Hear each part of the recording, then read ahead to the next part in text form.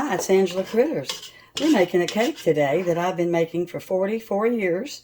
It's my friend Pam's chocolate cake, and the entire cake is made using a saucepan. So I went ahead and I put in 2 sticks of unsalted butter, and I've got 1 cup of water and 6 tablespoons of cocoa.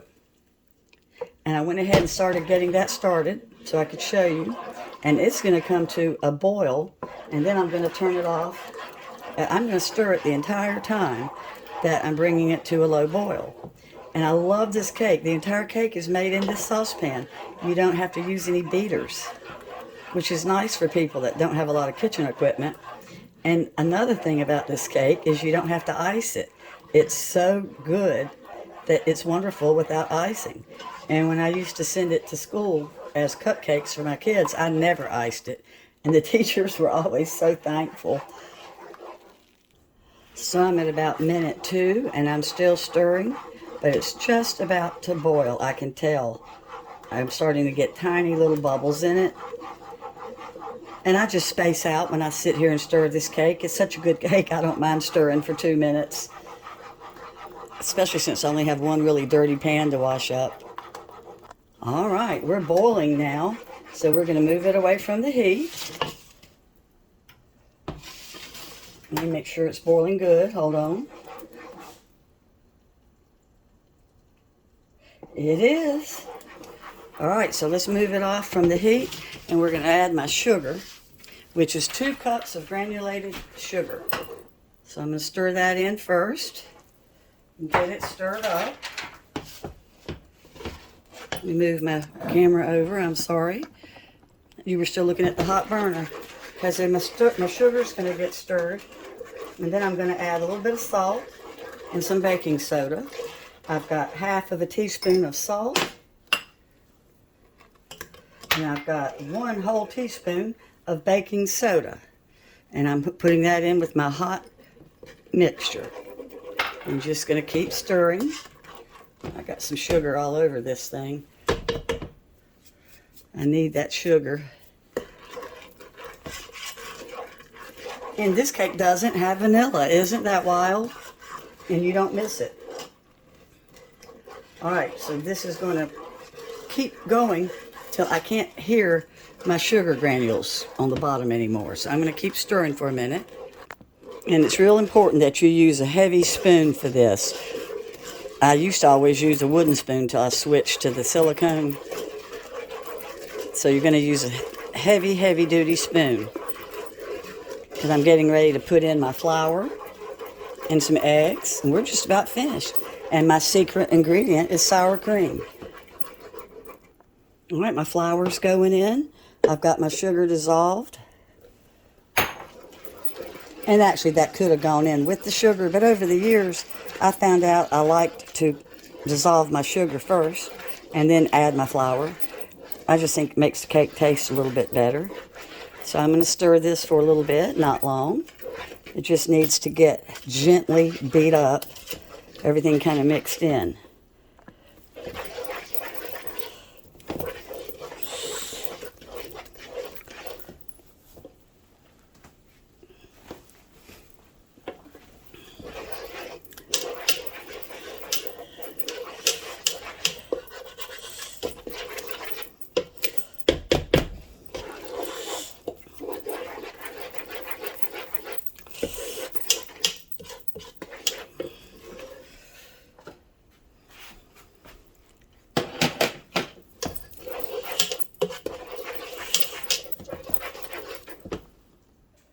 So I'm beating in my flour, and I've just about got it all beat up. It's smooth as silk. Looks kind of like chocolate fudge. But I want to make sure that I can't see any little bits of flour. I can still see just a tiny bit. And then I'm going to add in my 2 beaten eggs. And the very last ingredient will be my sour cream. I just love this cake. I don't know what I would do without this recipe. It saves your life a lot when you need a cake and you don't have a lot of time, because I always have cocoa on hand, so I can always whip up this cake. All right, so now I'm going to put in my 2 beaten eggs because I've got my flour mixed in really well to my sugar that I melted up. And you know, I always beat my eggs before I put them in. That way, if the egg is bad, I'm not going to ruin my whole dessert. So let me get this egg beaten in real quick, where I can't see the egg. And by the time I got the egg put in, the mixture had started cooling off from the 2 cups of flour and the salt and the baking soda. So this egg is not cooking. See, you can still see the egg. All right, here goes the sour cream. And we're ready to put this in the oven. It makes great cupcakes, but I'm making a 9 by 13 sheet cake with it. And get all my sour cream in there. Getting my sour cream in.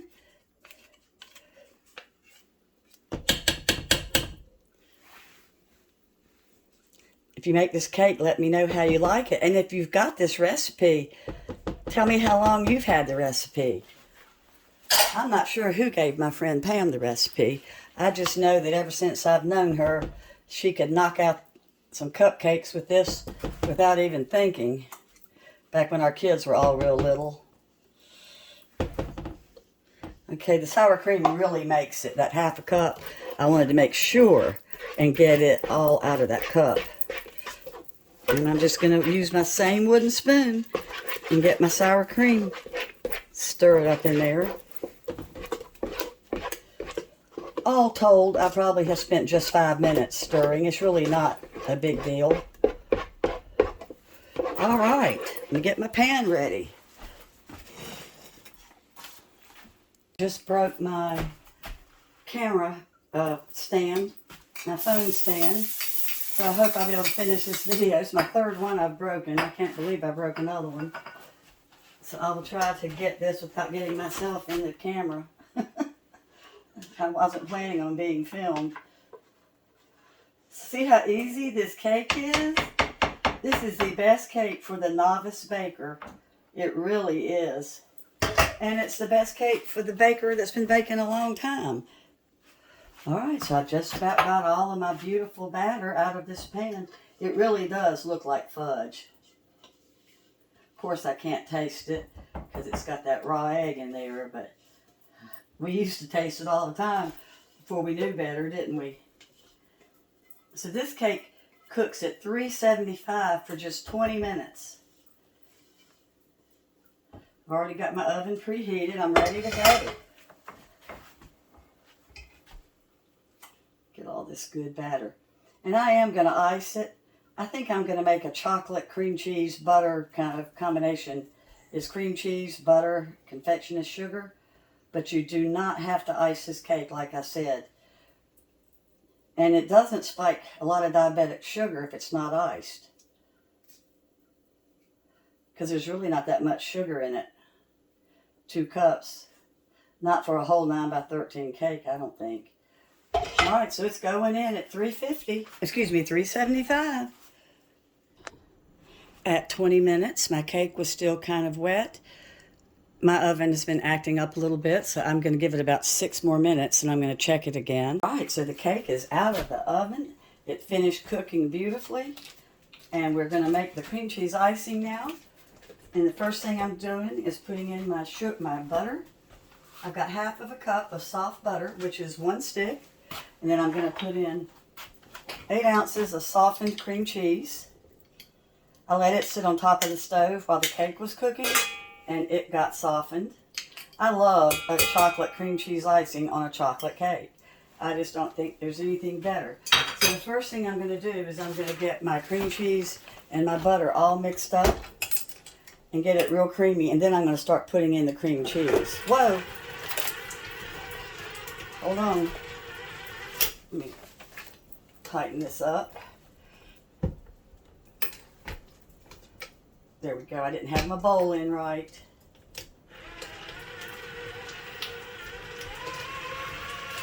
And that's just going to take a little bit of time. It's not going to take long to beat up. If you don't have a stand mixer, you can use your hand mixer, and you can do it by hand if you have to. I've done it by hand many a time. Alright, so now we're going to start putting in the cream cheese. And you add a little bit at a time. Always. I usually put about a cup at a time in my cream cheese. Let me make sure there's nothing else I'm supposed to put in first. Nope, I've got to add my vanilla extract and my salt. Hold on. Alright, so I've got 1/4 teaspoon of salt that I just threw in.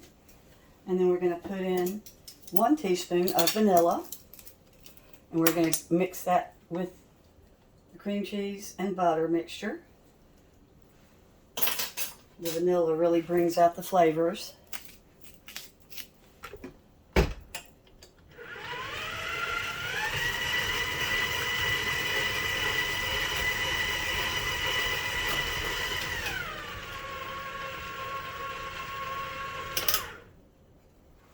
Alright, so now my mixer is going to be on low, and I'm going to do about 1 cup of cream cheese at a time.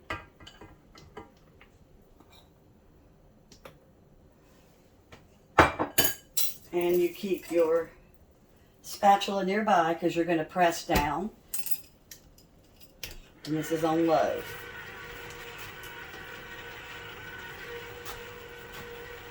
I love this icing. I think you will too.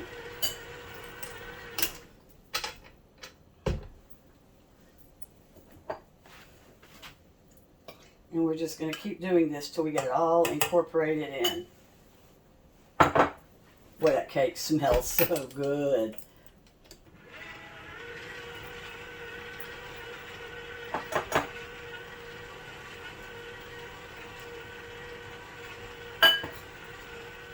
And like I said, if you don't want to ice this cake, you don't have to. You can throw a store-bought icing on top. I just thought I'd make it extra good and do a cream cheese icing, which is a favorite of ours.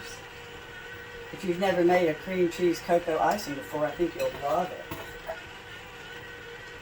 You see how easy it went together.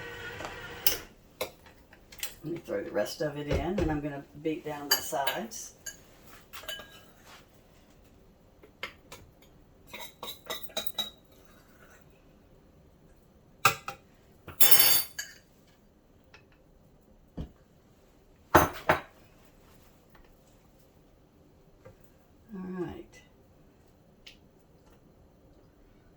Here we go.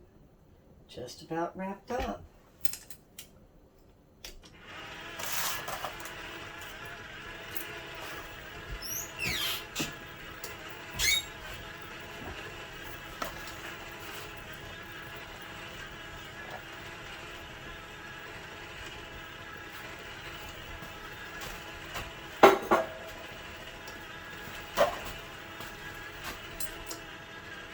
And like I said, this is on low.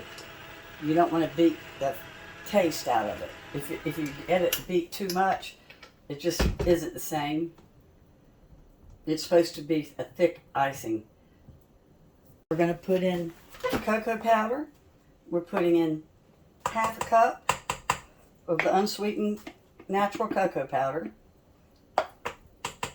Or you can just put a plain cream cheese icing on if you like. You don't have to add the cocoa.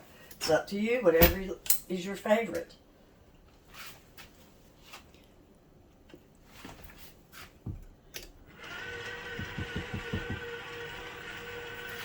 And I'm going to do that on low as well. Whoa.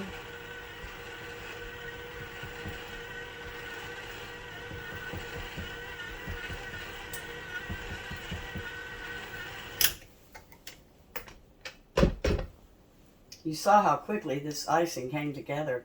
It is so good. It's so good that you could just sit here and eat the icing with a spoon and not even put it on the cake. It's that good. All right, let's get it all down in here and finish it up.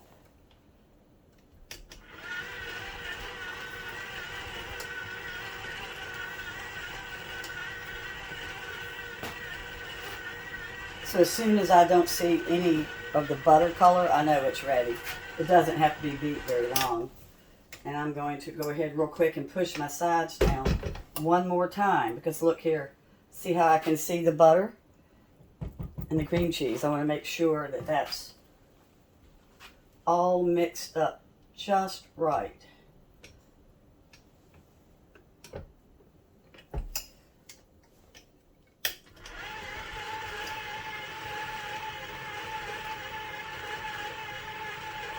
All right, it's ready. One chocolate cream cheese icing coming right up. Well, I have to admit, I did lick my finger, and this is killer. It's so good. So I'm going to go ahead and get it spread out on my cake.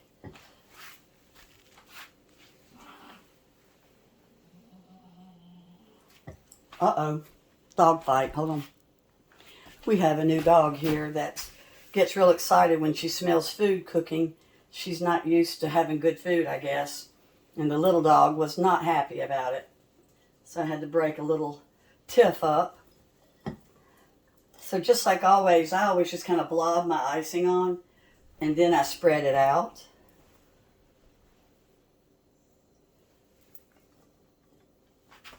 I really appreciate you watching so much.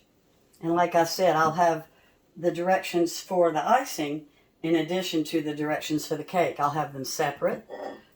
This is an icing recipe that you're going to want to hold on to. You're going to love it, I promise you. And I probably have a little bit too much for this cake, so let's stop here and start spreading. I'm old school. I like to use an old kitchen knife to do my icing. I always have. I have a hard time doing it with a spatula for some reason. I guess because I grew up doing it this way. Just making little swirls. And I ended up with the exact amount of icing for a 9x13 cake.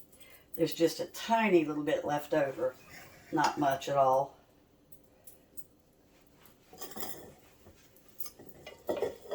If you make this cake, I hope you're going to love it as much as we do. I would not have been making it for 44 years if we didn't like it. I can promise you that. Well, thanks so much for watching. And I really think you're going to love it. I appreciate all of you so much for watching. Look at that. Isn't it pretty? It is the best cake. You're going to love it. Bye-bye.